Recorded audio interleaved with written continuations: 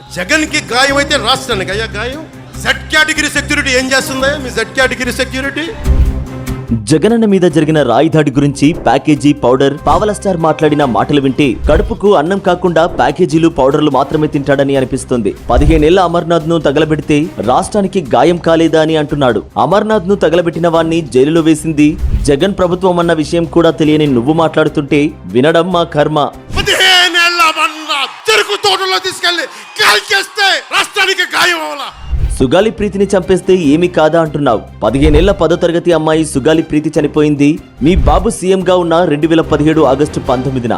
అప్పుడు పౌడర్ వేసుకుని పడుకొని ఇప్పుడు లేచావా పవన్ కళ్యాణ్? కోడికత్తి గురించి నువ్వు మాట్లాడిన వెకిలి మాటలు అయితే చాలానే ఉన్నాయి. పవన్ స్టార్ నీకు బంపర్ ఆఫర్ ఇస్తున్నా. నేను కోడికత్తి తీసుకుని వస్తా, సరదాగా ట్రై చేద్దామా? నీకు కరాటే, కుంఫు, జూడో, నింజా సమురాయి లాంటి మార్షల్ ఆర్ట్స్ వచ్చు కదా, కాపాడుకో చూద్దాం.